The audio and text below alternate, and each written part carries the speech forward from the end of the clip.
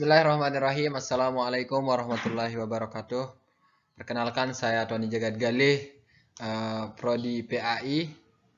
Di sini saya akan mencoba untuk menjelaskan atau memaparkan sebuah materi tentang pengertian ruang lingkup studi agama. Baik, sebelum kita lanjut ke materi selanjutnya, kita perlu tahu dulu latar belakang daripada studi agama tersebut. Nah, jadi, studi agama adalah suatu kajian sistematis dan metodologis terhadap agama-agama yang ada sebagai kajian yang terbuka dan netral. Nah, jadi studi agama mengkaji baik dari segi asal-usul keberadaannya sebagai suatu sistem keyakinan dan kepercayaan dalam konteks hubungan antar agama. Perkembangan dalam bidang studi agama sekitar antara tahun 1859 hingga tahun 1869 yang ditandai dengan terbitnya buku Darwin, The Origin of Species.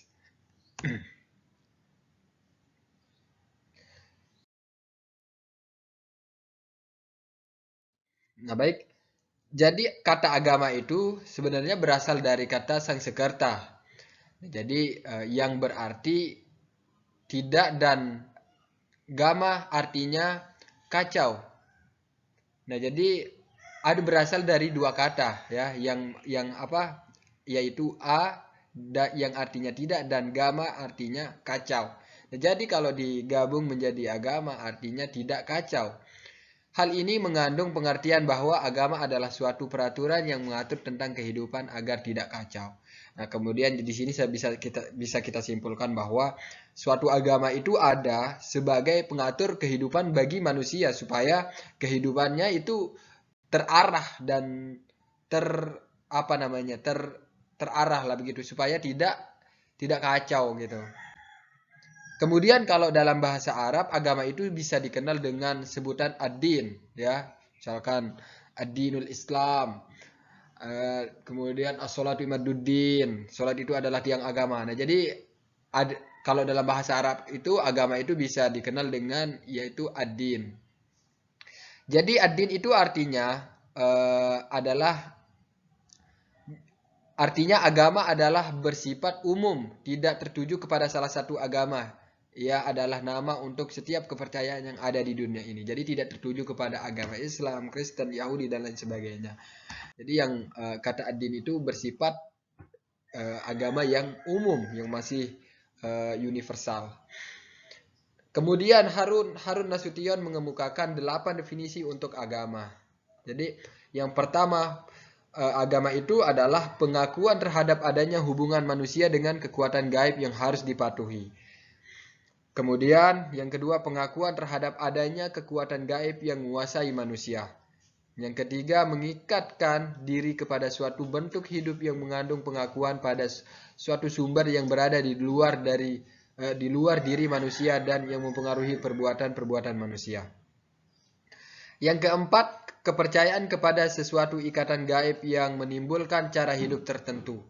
Nah, yang kelima, Harun Nasution juga mengemukakan bahwa agama adalah sebagai pengakuan terhadap adanya kewajiban-kewajiban yang diyakini berasal dari suatu kekuatan gaib. Selanjutnya, Harun Nasution juga mengemukakan bahwa pemujaan terhadap kekuatan gaib yang timbul dari perasaan lemah dan perasaan takut terhadap kekuatan misterius yang terdapat dalam alam sekitar manusia. Dan yang ketujuh, ajaran-ajaran yang diwahyukan Tuhan kepada manusia melalui seorang rasul. Nah, yang terakhir, suatu sistem tingkah laku yang berasal dari kekuatan gaib. Jadi di sini kita bisa dipahami teman-teman bahwa agama itu tidak lepas dari perlakuan ataupun kemudian kita mengakui bahwa hal-hal yang gaib itu memang benar-benar ada dan yang mengintervensi dari kehidupan kita begitu.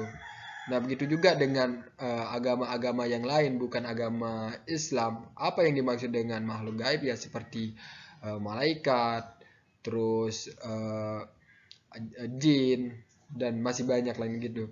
Dan begitu juga dengan agama-agama yang lain. Nah, itu menurut Harun Nasution. Selanjutnya, tentang ruang lingkup studi agama. dalam kamus besar bahasa Indonesia disebut ruang itu berarti sela-sela antara dua deret tiang atau sela-sela antara 4 tiang di bawah kolom rumah. Jadi rumah itu mempunyai 4 buah tiang, sedangkan lingkup bisa bermakna luas, subjek yang tercakup. Dengan demikian dapat dipahami bahwa ruang lingkup itu bisa berarti batasan, pemangkasan atau kajian. Jadi ruang lingkup ilmu perbandingan agama adalah batasan kajian, atau ruang lingkup ilmu perbandingan agama adalah batasan kajian atau pembahasan tentang ilmu perbandingan agama. Jadi seperti itu. Mukti Ali dalam tulisannya menyebutkan bahwa ruang lingkup ilmu perbandingan agama itu adalah yang pertama, perbandingan agama meskipun membicarakan perbandingan, namun ia tidak mengadakan perbandingan benar salahnya, melainkan yang dibicarakan pada dasarnya sama saja. Dalam hal ini harus didasarkan unsur objektivitas. Jadi tidak ada unsur benar salah di sini dalam perbandingan agama itu. Itu yang dikemukakan oleh Mukti Ali tentang ruang lingkup perbandingan agama. Jadi bukan memperbandingkan bahwa agama si A yang benar dan bahwa agama si B yang salah, tidak. Kemudian itu cuman hanya sekedar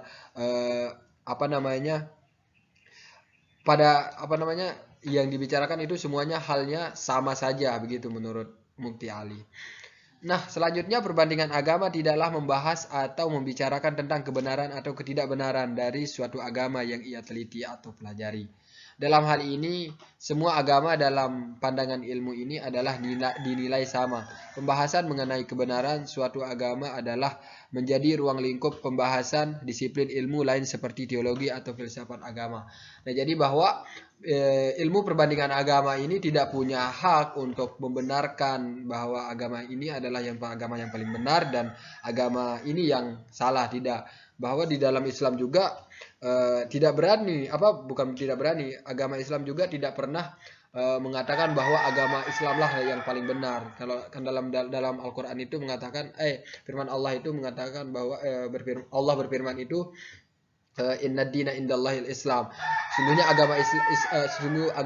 agama yang diridhoi oleh Allah adalah agama Islam, bukan agama yang paling benar itu adalah agama Islam, tidak. Tapi Allah mengatakan bahwa agama yang diridhoi di sisinya. Nah, jadi untuk urusan benar salah itu hanyalah bukan hak ilmu perbandingan agama Islam ini sebenarnya.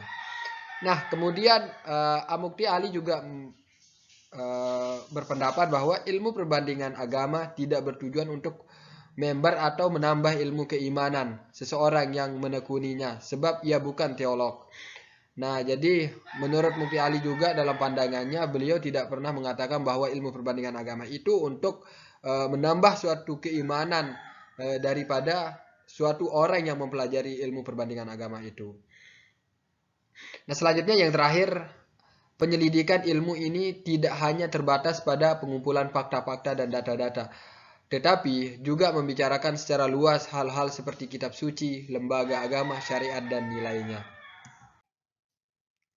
Nah, kemudian yang terakhir, ruang lingkup ilmu perbandingan agama ini menurut Mukti Ali yaitu ruang lingkup itu meski ditaati oleh para pengkaji ilmu perbandingan agama, adapun cara yang ditempuh oleh ilmu perbandingan agama ini adalah mengumpulkan dan mencatat segala kenyataan dan terdapat pada berbagai macam agama yang diselidiki, meliputi studi kitab-kitab suci, tempat-tempat upacara keagamaan seperti masjid, gereja, kuil, vira, kelenteng, dan lain sebagainya. Selain itu dipelajari juga bentuk upacara keagamaan, ritus yang dilakukan oleh para pemeluk agama. Sekian, mungkin hanya itu yang dapat saya sampaikan, kurang dan lebihnya mohon dimaafkan. Assalamualaikum warahmatullahi wabarakatuh.